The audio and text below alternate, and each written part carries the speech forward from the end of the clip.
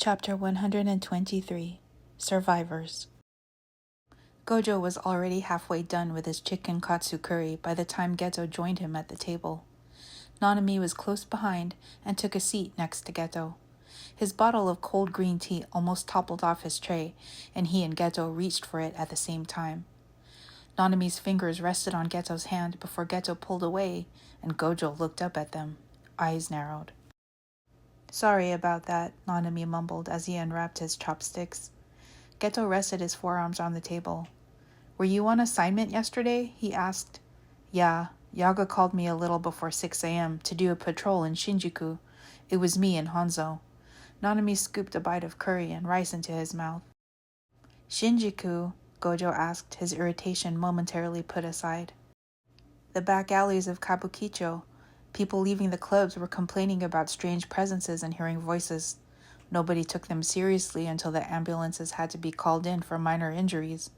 The patients claimed they were pushed or tripped by something they couldn't see." He took another bite of food. "How bad was it?" Geto asked.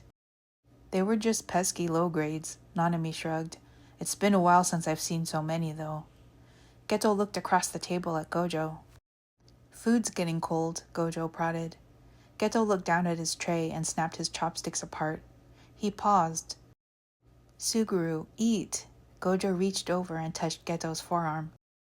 It was Nanami's turn to give them a strange look, but he turned back to his food quickly before he was noticed.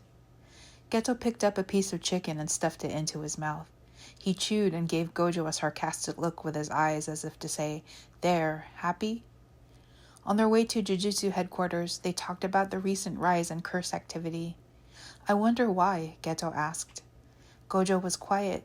He couldn't shake the feeling that the curses were responding to Geto's returning powers. When something disrupted the spiritual world, curses awakened and acted out. If the disturbance wasn't a deliberate threat to their existence, curse activity eventually died down. But there was always a chance it could become a vicious cycle. Curses awakening meant sorcerers would be sent to eradicate them. This signaled that the curses were indeed under attack and caused more to awaken and more sorcerers to respond. "What do you think Yaga's going to have you do today?" Gojo asked, attempting to change the subject. Geto thought for a moment. "I bet he wants to see Rainbow Dragon," he answered. "You think?" "Yeah, it's my best weapon."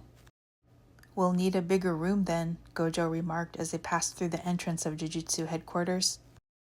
Sure enough, Yaga led them to the largest chamber underground.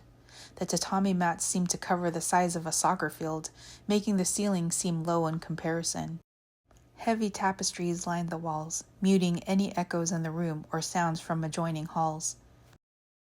Gojo and Geto exchanged knowing smirks as they removed their shoes in the tiled foyer of the room and met Yaga on the mats. Geto folded his shirt sleeves up and rolled his shoulders and neck, warming up for his training. "Easy assignment today, Geto." Yaga had circles under his eyes, and the worry lines embedding his forehead looked more prominent than ever. "You want to see Rainbow Dragon?" Geto guessed, causing Yaga to drop the arm holding his clipboard to his side. He shot Geto with a surprised but exasperated look. "Yes." Yaga and Gojo watched Geto walk deeper into the room. He had his back to them and stood with his head bowed. Geto had almost lost his life defeating and absorbing his Rainbow Dragon, but it had been worth the fight. It was his most dependable weapon, but it had been a long time since he had summoned it. He wasn't in battle conditions, so he could take his time with the ritual. He steadied his stance, one heel back, spine straight, breathing slow and even. He held his arms parallel to the floor, channeling his cursed energy flow inward. Then he brought his hands in front of him, fingers forming into a special mudra, tracing a symbol into the air. He released the accumulated energy outward. The air started to feel heavy around him, and he turned slowly to face Yaga and Gojo. They stood still, as if waiting reverently. What looked like dust in the air behind Geto formed into an arc, crackling like fire embers. The arc darkened into form as Geto's Rainbow Dragon, and Geto held his right hand up near his lips, fingers pointing to the ceiling as he spoke an incantation. The surge of cursed energy that followed made him feel electric. He felt powerful enough to tear down the foundation of Jujutsu headquarters if he were so inclined. The dragon fully manifested, waiting for Geto's command. Yaga and Gojo's eyes were no longer on him. They were glued to the cursed spirit. Geto decided to give them a show. With deliberate and graceful moves, he traced a sign into the air and Rainbow Dragon uncoiled. It swirled around Geto, its iridescent scales shimmering with light and color. It brought its snout close to Geto's face. Geto looked into the dragon's yellow eyes for a long moment before he had it fly around the room in large spirals. Geto made his dragon descend on the other two people in the room, snapping its jaws menacingly enough to make Yaga flinch. Geto signaled the dragon to return and had it sit on his haunches beside him. The dragon's scales were flickering from Geto's powerful but increasingly erratic energy output. He decided to quit while he was ahead and disengaged his cursed spirit, reabsorbing it. The pressure around him immediately normalized, but the silence that followed made Geto feel hollow. He glanced over at Gojo. Gojo was looking at him, but didn't move. Geto couldn't read his expression. Geto didn't know why, but his eyes filled with tears. He shut his eyes and bowed his head. "Suguru, I'm here," he heard Gojo say in a low voice. Geto lifted his head. Gojo was in front of him. His fingers twitched as if he wanted to reach out, but he didn't. Yaga called their names. They stood in front of their teacher. Yaga looked at Geto for a long moment, as if deciding something. He clasped Geto's shoulder. "I think you're ready to go back into the field." "Yes, Sensei," Geto confirmed. "Are you still seeing that priest at Shinraiji?" "Whenever I can, Sensei." "Good." Yaga was quiet again. He let his arm fall back to his side. "Are you ready to meet with the higher-ups?" Geto sighed. "Yes, Sensei, if I have to." "I'll let you know. You're dismissed." Yaga was already heading towards the exit. Gojo and Geto slowly walked back to the dorms. Geto cast a sidelong glance at Gojo. Gojo felt distant. Gojo was tasked with turning Geto into a weapon again, and now that he'd done it, what did that mean for the two of them? Did Gojo prefer him to be weak, needy, and dependent? Was seeing Geto strong again giving him second thoughts? What did Gojo want from him? Geto didn't know anymore. He stopped in his tracks, holding his head. "Suguru, what's wrong?" Gojo dropped his backpack on the sidewalk and approached him. "Don't do that. Don't pull away from me," Geto said, choking back a sob. "What? Suguru, I'm not. Why would I?" Gojo stammered. "I still need you. I did all this to stay by your side, and now you don't want me anymore."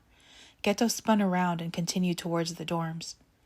Geto strapped his backpack on and ran after him. "Hey," he called out, but Geto trudged on. "Hey!" Gojo tried to grab Geto's arm, but Geto shifted at the last moment. Gojo mistakenly pulled off his backpack and it fell to the ground. Geto turned, face red with fury. Gojo trapped him in a tight hug. "Let me go," Geto said angrily. "No, not again," Gojo growled. "I'm never letting you go again." Geto struggled to get out of Gojo's grip, turning his face away so he wouldn't see the tears. Gojo waited until he felt the fight go out of him. "What are you scared of, Suguru?" Gojo asked, softer now. "I remember." Geto's voice was thick with tears. Gojo loosened his hold, but kept him close. "Remember what?" "Back then, it was easy for you to leave me when I was able to fight on my own. You only came back when I was broken and weak. Now that I feel strong again, I feel like I'm going to lose you." Geto's voice cracked. "But I needed you back then, and I still need you now." Geto buried his face in Gojo's shoulder. Gojo inhaled sharply as he thought back about the time they grew apart, and about the time Gojo came back. He saw what Geto saw. "Suguru, I've been trying really hard to prove to you that I'm not going to leave again. I don't know how else to show you, but I'll keep trying. And you know what? You're being really selfish right now," Gojo told him. Geto pulled away, listening. "I need things and want things too. Do you ever stop to think that I need you? That I want someone to share my life with? That I want to keep the one person who sees past my jujutsu powers at the real me? Do you ever think how I felt when the higher-ups were talking about imprisoning you? Executing you? The pink veins in Gojo's eyes darkened as tears formed in the rims of his eyes, partially hidden by his sunglasses. No, you don't think about how much I value you. You know why? Gojo shook him. Because even after all this time, you still don't think you're worth it. Gojo turned his face away and finally let Geto loose. Geto stumbled a few steps back. Our past doesn't have to be our future, Suguru, Gojo said. The words hit Geto hard because they echoed something Saito-sensei had said to him more than once. The past is over with, and we can't predict the future. All we have is the present. He's trying to love you. Are you going to keep rejecting him until he accepts it? Tears streamed down Geto's face. Satoru, I'm sorry, Geto choked. I love you, he repeated until he felt Gojo's arms around him again. This time, he let him hold him willingly. I'm scared too, Suguru. As much as I want to fight with you at my side, I don't want you out there. I see how powerful you've become, and I wish that power could be used for something that doesn't harm you. Gojo placed his palm gently on Geto's cheek. Your power doesn't turn me off. It makes me want to protect you more. I'm not going anywhere, Suguru. I love you. You're my one and only. They held each other a little longer, until their emotions sobered. They slowly shuffled back to the dorm. Gojo's sunglasses were askew. Geto's hairbun was coming undone. Their clothes were disheveled, and their cheeks were stained with tears. In their own loving but twisted way, they'd fought and called it a victory. Two survivors of a battle no one else but them could understand.